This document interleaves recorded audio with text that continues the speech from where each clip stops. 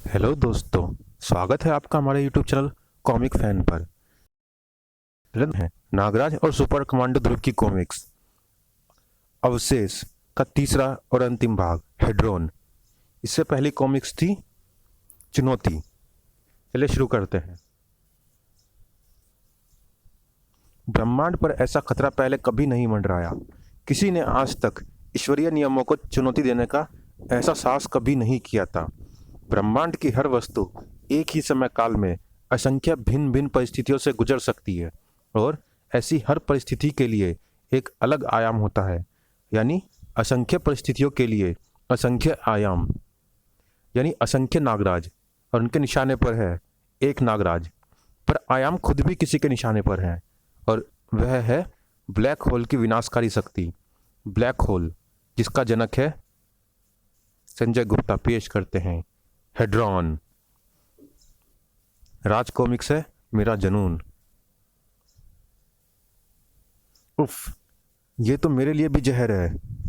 यह जहर मेरे शरीर के ऊतकों को चारों तरफ से घेर रहा है ताकि इससे बचाव कर सकने वाला मेरा विष प्रतिरोधक उन तक पहुंच ही ना पाए। मुझे पता था कि लिक्विड मेटल वेनम से कोई नागराज तक नहीं बच सकता। खत्म हो गया ये नागराज। तो हम लोग अभी तक वापस क्यों नहीं जा पाए? यानी नागराज अभी तक मरा नहीं है। बाहर निकाल कर देखो, शायद उसकी सांसें अभी भी चल रही है। ये क्या, उसका शरीर तो जैसे अंदर से गल गया है। मेरा विष का असर ऐसा ही होता है। ये तो सिर्फ कैंचुली है। क्या? Very intelligent. वह कैंचुली बदलकर बच गया, हमसे भी और लिक्विड मेटल से भी। पर वह गया कहाँ होगा? नागराज भागने वालों में से तो नहीं है। वह कहीं पर भी हो, मेरे धातु नाग उसकी हल्की से हल्की हरकत को भी महसूस कर लेंगे, सांस लेने की भी। नागराज जमीन के नीचे कहीं भी नहीं है। फिर वह गया कहाँ? जमीन के ऊपर आता तो मेरा कोई कोई ना कोई सर्व उसको देख कर संदेश जरूर भेज देता। ओह, ये पानी के अंदर पहुंच गया था, पर यह बिना तैयारी के वापस नहीं आ सकता। कुछ गड़बड़ है। गड़बड़ बिना स्क्रिप्ट में मजा कैसा? अरे, ये कैसी कैद है? कैसी भी कैद हो, हमको ज़्यादा देर तक रोक नहीं पाएगी। ये सही कह रहे हैं नागराज। मेरा मणि बंधन भी इनको ज़्यादा देर तक रोक नहीं पाएगा। तुमको जो भी करना है जल्दी कर लो। तब तक मैं कुछ ऐसा चक्कर चलाता हूँ कि ये मणि को तोड़ने की चेष्टा ना करें। ठीक है नागू, उम्मीद है कि मैं अपना काम समय रहते पूरा कर लूँगा। और मुझे भी उम्मीद है कि मैं भी नागराजों को चकमा देने में कामयाब रहूँगा, चाहे कुछ समय के लिए ही सही। अरे वाह! सुनो दोस्तों, इन कठोर दीवारों पर अपनी ऊर्जा व्यर्थ मत करो। इनके बीच में से रास्ता है। कमाल है, हर दीवार पारदर्शी होने के कारण यह रास्ता नजर ही नहीं आ रहा था।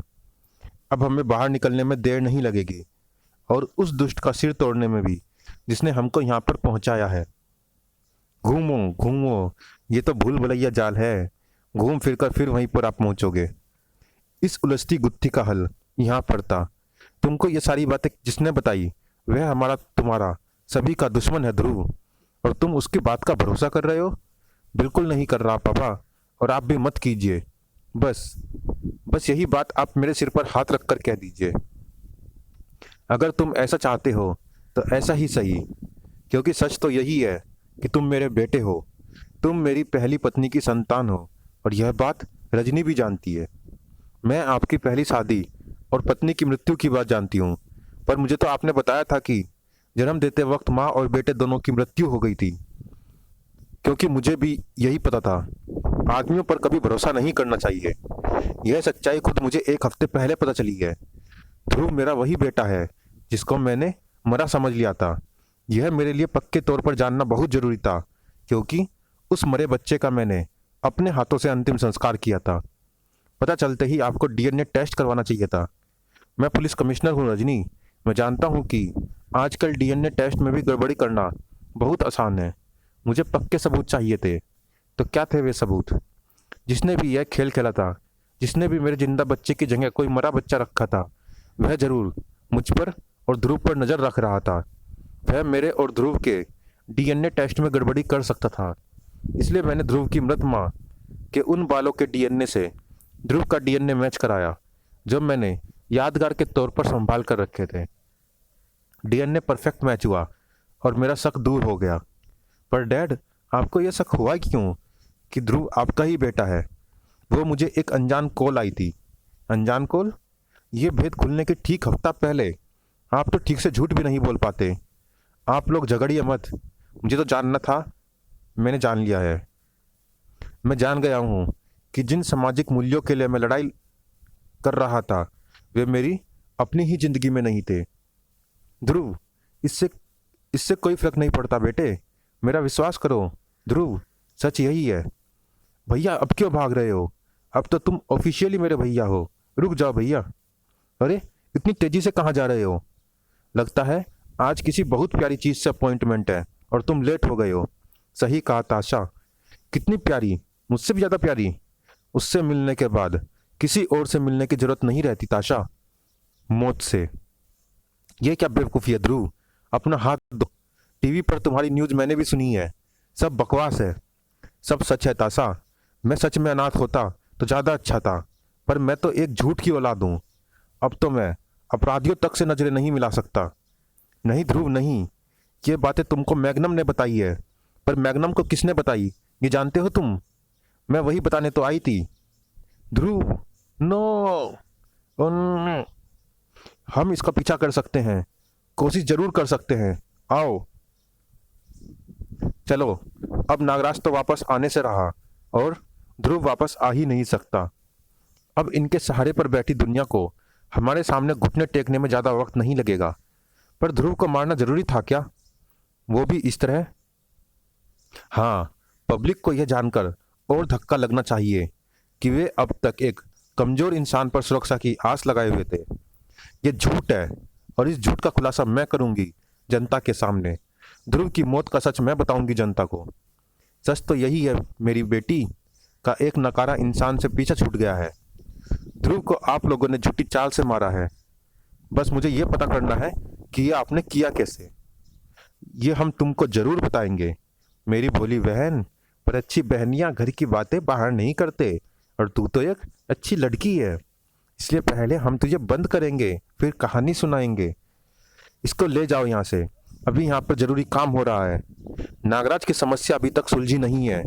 नागराज किसी तरह से अभी तक अपने आप को बचाए हुए है, पर एक दूसरी गंभीर समस्या उत्पन्न हो रही है। हेड्रोन के कारण पैदा हुआ ब्लैक होल ध्रुव और उसकी दोस्त को निगलने के बाद धीरे धीरे अनियंत्रित हो रहा है। वह अपना आकार और दायरा बढ़ा रहा है। अगर उसे नियंत्रण में लाए तो पुरानी नगरी पर केंद्रित गुरुत्व दबाव खत्म हो जाएगा और वह फिर से पानी में चल जाएगी। नागराज भी यहाँ पर वापस आ जाएगा और हमारा खेल खत्म हो जाएगा। और अगर ब्लैक होल नियंत्रण नहीं किया गया तो क्या होगा? तो वह धीरे धीरे और बड़ा होता जाएगा और फिर सारे डायमेंशन आपस में जुड़ते चले जाएंगे। हमारा हर डायमेंशन पर राज करने का सपना भी उसी होल में भिज जाएगा। अब बात तभी बनेगी जब नागराज जल्दी से मरे और फिर मैं ब्लैक होल को एक खास आकार पर स्थिर कर दूं। और यह काम मेरे अलावा और कोई नहीं कर सकता, क्योंकि आयामों की फ्रीक्वेंसी को अनलॉक करने वाले कोड सिर्फ मैं जानता हूँ। हाँ, इस मामले में तो तू मुझ पर भी भरोसा नहीं करता। यानी अब सब कुछ इस बात पर निर्भर करता है कि नागराज कितनी जल्दी मारा जाता है। कुछ मैं नहीं जानता और कुछ तू नहीं जानता मेरे होने वाले जमाई।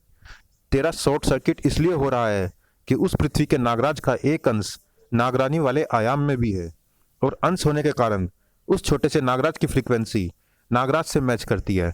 पर यह रहस्य मैं भाव ताव करने के समय के लिए बचा कर रखूंगा। नागराज की फ्रीक्वेंसी के शॉर्ट सर्किट वाली अड़चन नागराज की मौत का कारण बनने वाली थी और हमारी पृथ्वी के संपूर्ण विनाश का भी। अरे भागो, जान बचानी है तो भागो, वरना सुई की नोक बन जाओगे। सुई की नोक? ये क्या बात हुई, समझ में नहीं आई। वो प्रोटॉनों की टक्कर से पैदा हुआ माइक्रो ब्लैक होल अनियंत्रित हो गया है। वह सब कुछ अपने अंदर खींच रहा है। ओ गॉड, पर ऐसा है तो भागोगे कहाँ? देर सवेर पूरी पृथ्वी ब्लैक होल में समा जाएगी। प्रोफेसर श्री उसे रोकने की कोशिश कर रहे हैं, पर पता नहीं वे किस हद तक कामयाब हो पाते हैं। कमाल है, यंत्रों के अनुसार ब्लैक होल का दायरा बढ़ता जा रहा है, पर यहाँ पर उसका असर सीमित नजर आ रहा है। तो फिर यह बढ़ता हुआ दायरा कहाँ पर जा रहा है? कहीं ब्लैक होल का दूसरा हिस्सा प्राचीन नगरी में तो पैदा नहीं हो रहा है, जहां पर हेड्रोन से पैदा हुई गुरुत्व शक्ति को केंद्रित किया गया है। खतरा सिर पर आ चुका था, पर फिलहाल सभी इससे अनजान थे। ये तो भूल भुलैया है, चारों तरफ अपनी ही परछाई नजर आती है और रास्ता ढूंढकर उस पर चलो तो घूम फिर कर हम एक ही स्थान पर आ पहुंचते हैं। बहुत हो गया ये खेल, हमको इस मणि को पहले ही तोड़ देना चाहिए था। अरे, ये मणि छूने में तो कठोर है, पर वार करने पर जली जैसी हो जाती है। ये नागमणि है, ये स्वयं रूप बदलती रहती है, शायद तुम्हारे आयाम में मिलती नहीं है। नागमणि, नागों के मस्तक वाली मणि। हाँ हाँ, मैंने अपने प्राचीन ग्रंथों में पढ़ा था। फिर भी मेटल वार बेकार नहीं होना चाहिए था। तुम्हारा वार बेकार नहीं गया। मणि सर्प की मणि, पर अगर वार होगा तो वह सर्प पर भी असर करेगा। इस वक्त वह मणि नाग अपनी मणि को मानसिक शक्ति दे रहा था, इसीलिए असर उसके मानस पर हो रहा है। मैं जानता हूँ नागमणियों की रहस्यमय शक्ति को। यह मणिनाग असाधारण रूप से शक्तिशाली है। ऐसे वार उसको केवल विचलित कर पाएंगे। मानस वार को सिर्फ मानस ही हरा सकता है। वह कैसे? अपनी अपनी मानस शक्ति का प्रयोग करो और मणि दीवारों को पीछे धक्का दो। अपनी पूरी मानसिक इच्छा शक्ति का प्रयोग करो। यह खतरा तो टल गया, पर नागराज कहाँ गया उस खतरे को टालने, जो तुम्हारी पूरी पृथ्वी पर प्रलय बनकर मंडरा रहा था। यही वह यंत्र है जिसको उस रहस्यमय शख्स ने यहाँ पर दबाया था। अब इसको नष्ट कर देने से इस प्राचीन नगरी का संपर्क तुम्हारे आयाम की पृथ्वी से जरूर टूट जाएगा। नागराज ने कोशिश तो अच्छाई के लिए की थी, पर उसे अंजाम का आभास तक नहीं था। अरे अरे, सारे नागराज मेरी तरफ खींचे आ रहे हैं। अंधा कर देने वाली रोशनी के उस धमाके में कुछ भी दिखना बंद हो गया था, और जब दिखा तो देखने के लिए वहां पर कुछ था ही नहीं। ये क्या था? ऐसा लगा जैसे कि आयामों के बीच में शॉर्ट सर्किट हुआ है। अगर ऐसा हुआ तो न जाने क्या होगा। हर वस्तु परमाणु से बनी है, और अगर परमाणु ही अपना कंपन बदल देंगे तो हम सब मिट जाएंगे एक पल में।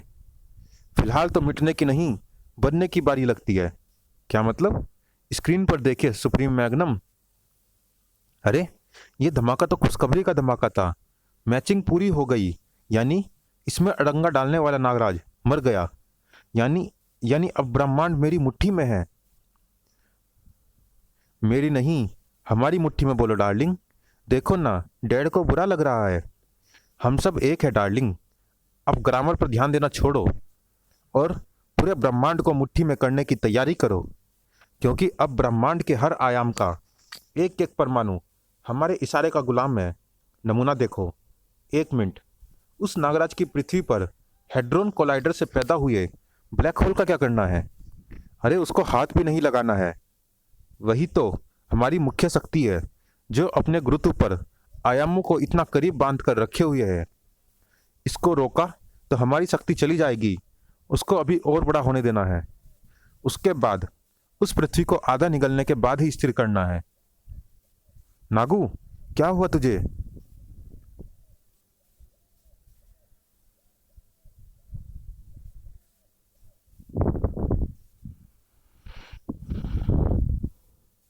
सोडांगी, उधर देखो। हे राव देवता, ये क्या चीज है? पता नहीं, परंतु हर पल के साथ इसका आकार बढ़ता जा रहा है। ये कहीं वही ब्लैक होल तो नहीं है जिसकी आशंका जताई जा रही थी? वही है, पर यह सामान्य ब्लैक होल से थोड़ा सा अलग है। सामान्य ब्लैक होल मैटर के संकुचन से बनता है, पर यह ऊर्जा के संकुचन से बना है। इसलिए ये क्या करेगा, यह कह पाना मुश्किल है। पर नागराज कहाँ गया? नागराज और दूसरे नागराजों को मैंने तेज रोशनी के एक धमाके में गायब होते देखा है। यह पता नहीं कि वे मरे हैं या बचे हैं। नागराज पर बाद में विचार करेंगे। फिलहाल तो हमको इस ब्लैक होल को और बढ़ने से रोकना है। मेरी शीत अग्नि इसे अभी ठंडा करके संकुचित कर देगी। अरे वाह शीतनाग, तुम्हारी शीत शक्ति तो चमत्कारी है। ये ब्लैक होल तो छोटा हो रहा है।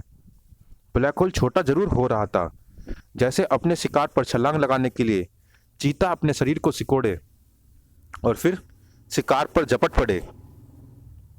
हे कालजयी, ये तूने क्या किया सीतू? अब तो ये और तेजी से सब कुछ निकल रहा है। तूने इसको गति दे दी है। अब हम नहीं बचेंगे। इस महाशक्ति के सामने हमारी सारी शक्तियां बेकार है और इस शक्ति को कोई रोक भी नहीं सकता है। मैं जरा जल्दी बोल गया। किसने रोका ब्लैक होल का बढ़ाव? दादा वेदाचार्य। हाँ सोडांगी, अगर ये कालछिद्र ब्रह्मांड की समस्त शक्तियों का विनाशक है तो तिलिस्म समस्त शक्तियों का सार है। दादाजी, ये हमें पीछे धकेल रहा है। इसने काफी गति हासिल कर ली है। इसके बढ़ाव को शून्य करने में समय लगेगा। उफ, इसकी गति तो थम ही नहीं रही है। अगर ये ऐसे ही बढ़ता रहा तो इसे महानगर तक पहुंचने में ज्यादा वक्त नहीं लगेगा। जब ब्रह्मांड की समस्त शक्तियों का सार भी फेल हो जाए तो फिर इस महाशक्ति को सिर्फ एक ही शक्ति रोक सकती है, नागराज की शक्ति। पर नागराज तो शायद अब इस दुनिया में रहा ही नहीं। ये मैं कहाँ आ गया हूँ और ये हो क्या रहा है? मेरे दिमाग में अजीब सी खलबली क्यों हो रही है? ओहो, सब कुछ अपने आप समझ में आ रहा है। फ्रीक्वेंसी एनालाइजर और ब्लैक होल के तीव्र गुरुत्व के मैच होने के कारण सभी नागराज मेरे शरीर में समा गए हैं। इस वक्त मेरे शरीर में असंख्य फ्रीक्वेंसी मौजूद है और उनमें से एक फ्रीक्वेंसी मेटल नागराज की भी है और उसकी अपनी पृथ्वी की सुरक्षा करने की तीव्र चाहत मुझे यहाँ खींच लाई है। अब जब तक मैं ये काम पूरा नहीं कर लेता तब तक मैं वापस अपनी पृथ्वी पर नहीं जा सकता। नागराज विवश था और ब्लैक होल का सुरसा जैसा मुंह पृथ्वी को निगलने के लिए और बड़ा होता जा रहा था। चाल उल्टी पड़ रही है। मेरी शक्ति तो सीमित है, पर ये जैसे जैसे द्रव्य को लीलता जा रहा है इसकी शक्ति बढ़ रही है। हम इसको सिर्फ धीमा कर सकते हैं, रोक नहीं सकते।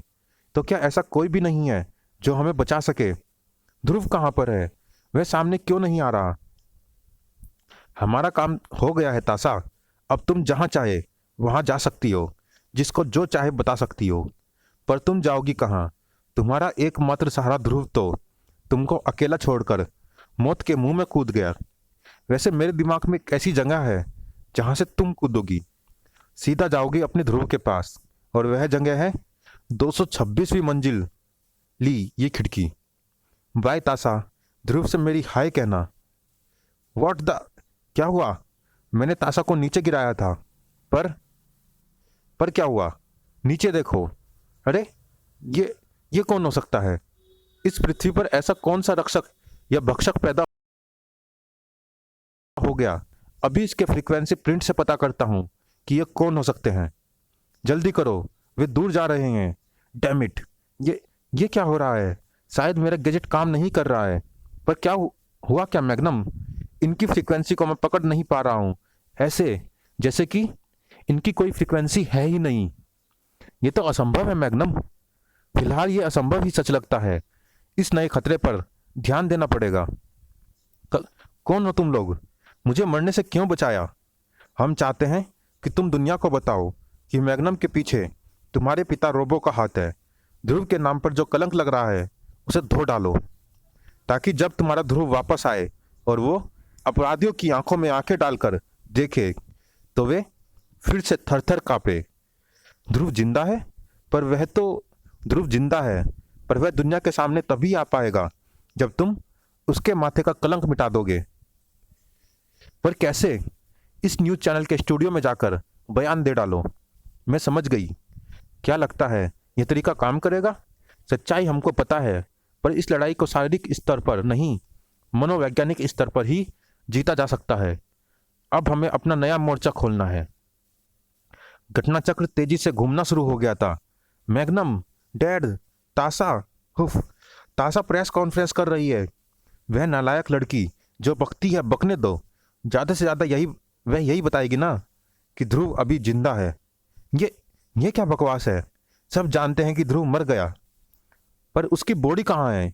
अगर उसके मारने का प्लान बनाना ही था तो ऐसा बनाते कि कम से कम बॉडी तो मिल जाती। मामूली समस्या पर इतना ओवर रिएक्ट मत करो। फिलहाल यहाँ की समस्या ज़्यादा गंभीर है। नागराज अभी तक जिंदा है। कौन सा नागराज? प्राचीन नगरी के आयाम वाला नागराज।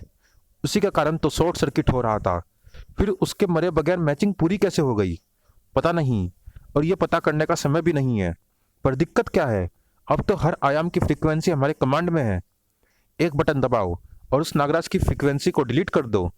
मैं कोशिश कर चुका हूँ, पर इस वक्त उसके शरीर में असंख्य फ्रीक्वेंसी सिग्नल मिल रहे हैं। उनमें से कौन सी डिलीट करूं? सारी की सारी तो नहीं कर सकता ना। शायद उसके शरीर में बाकी सारे नागराज समा गए हैं। खैर, मैं बेकार ही घबरा रहा हूं।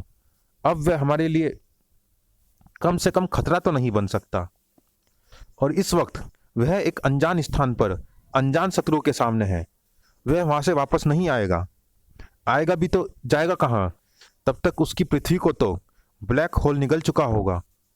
मुझे जानकारी मिल रही है, ये कीको है। ये यहाँ के निवासियों के लिक्विड मेटल के शरीर को और उनके घरों को अपनी अद्भुत डीके शक्ति से गला देता है, और किसी को भी इसकी कमजोरी का पता। नागराज, बड़ी देर से ढूंढ रहा था तुझे। पिछली बार तूने मुझे इनर्ट गैसों के वैक्यूम बबल में कैद कर दिया था, पर इस बार ऐसा नहीं होगा। इस बार तू, अरे ये तुझे क्या हो गया है? तेरा शरीर इतना गुदगुदा कैसे हो गया है? समझा, तू जानता है कि मैंने अपनी योजना तेरे कड़े शरीर को ध्यान में रखकर बनाई होगी, इसलिए तू गुदगुदा हो गया ताकि मेरे वार टकराकर पलट जाएं। पर कीको इस बार पूरी तैयारी के साथ आया है। चलिए दोस्तों, इस भाग में इतना ही। ये रोमांचक कॉमिक्स जारी है अगले भाग में भी। बाकी सवालों के जवाब पाने के लिए अगला भाग जरूर पढ़ें। मिलते हैं इसी कॉमिक्स के अगले भाग में। तब तक के लिए धन्यवाद।